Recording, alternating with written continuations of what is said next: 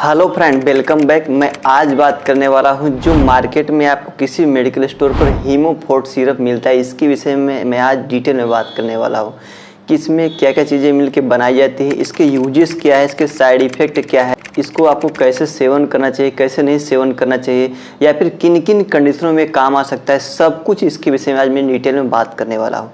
जी हाँ दोस्तों, सबसे पहले मैं बात कर लूँ जो हीमोफोर्ट आता है, ये 300 ml के क्वांटिटी में किसी भी मार्केट में इसकी पैकेजिंग देखने को मिल जाती है, जो कि आपके सामने दिख रहा है। इसकी अगर हम कंपोजिशन की बात करें, इसमें क्या क्या चीज़ें मिलकर बनाया गया है, तो इसमें आयरन और फोलिक एसिड दो ही कंपोनेंट मेनली मिलकर बनाए गए हैं। जो कि आयरन है वो 50 mg पर 15 ml के क्वांटिटी में मिलकर बनाया गया है, और जो फोलिक एसिड है 0.5 mg पर 15 ml के कंटेंट में मिलकर बनाया गया है। जी हाँ दोस्तों, तो मैं आइए आज इसके विषय में सब कुछ मैं डिटेल में बात करने वाला हूँ कि आखिरकार आयरन अलग तरीके से क्या क्या बॉडी में काम करता है और फोलिक एसिड हमारे बॉडी में अलग तरीके से क्या क्या काम करता है, सब कुछ मैं बात आज करने वाला हूँ। जी हाँ दोस्तों, तो सबसे पहले आइए आयरन की हम बात कर लेते हैं। जैसा कि इसके फ्रंट पर ही लिखा है, रक्त की कमी को दूर करे। जी हाँ दोस्तों, तो ये खून की कमी को दूर करता है, लेकिन कैसे? तो दोस्तों आइए हम पॉइंट वाइज बात करते हैं। सबसे पहला, आयरन जो है ऑक्सीजन का ट्रांसपोर्टेशन के काम करता है। कैसे?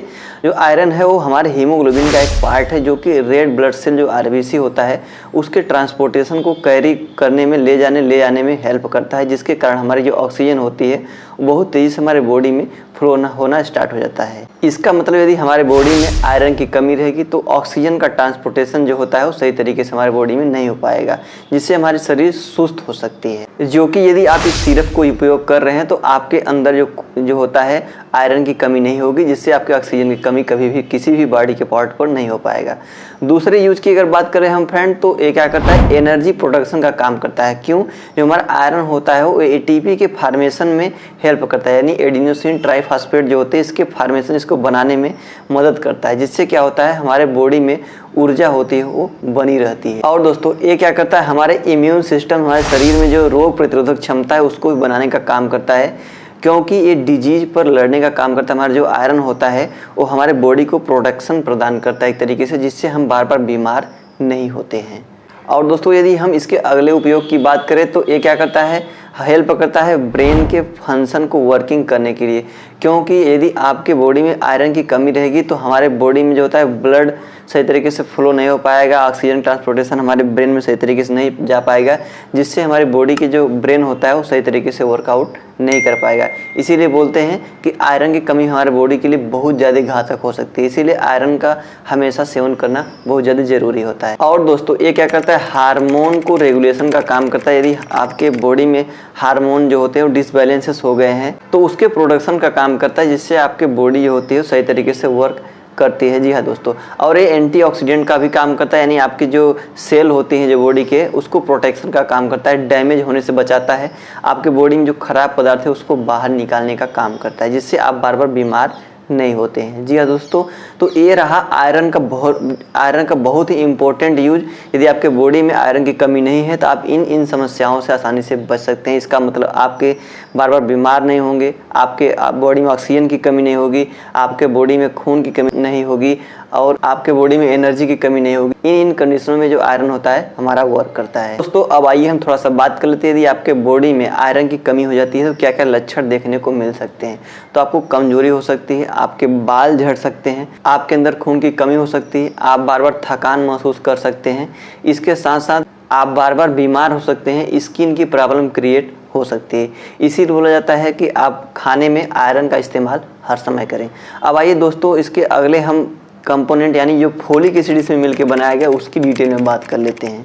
तो फोलिक एसिड जो मेनली उपयोग किया जाता है, बहुत लोग बोलते हैं आयरन और फोलिक एसिड का सिरप जो होता है महिलाएं पीती हैं, तो ऐसा कुछ नहीं है। इसको पुरुष और महिलाएं दोनों सेवन कर सकते हैं, लेकिन महिलाएं क्यों सेवन कर सकती हैं, प्रेगनेंसी में इसका सिरप का सेवन क्यों किया जाता है? क्योंकि जो बच्चे का फीटल होता है, जो उसको डेवलप करने के लिए, बच्चे का जो ब्रेन और स्पाइनल होता है उसको मेंटेन करने के लिए, उसको प्रॉब्लम क्रिएट ना हो, उसके लिए फोलिक एसिड बहुत ज़्यादा प्रेफर किया जाता है, जिससे क्या होता है बच्चा जो होता है स्वस्थ और अच्छा पैदा होता है, इसीलिए इसको प्रेफर किया जाता है। आप ध्यान दिए होंगे कि प्रेगनेंसी में आयरन और फोलिक एसिड की टैबलेट भी प्रेफर की जाती है, बहुत ज़्यादा डॉक्टर्स वगैरह देते हैं, सिर्फ इसीलिए ताकि उनका ब्रेन और स्पाइनल कार्ड जो होता है वो मेंटेन रहे, मजबूत रहे, उनको कोई भी प्रॉब्लम ना आए, उनके मेंटल हेल्थ से कोई भी दिक्कत न आए इसीलिए। और फ्रेंड जो फोलिक एसिड होता है ये रेड ब्लड सेल का फार्मेशन यानी बनाने के लिए काम करता है। जो आपके खून होता है उसको बनाने का काम करता है, यदि कम है तो उसको बढ़ाने का भी काम करता है।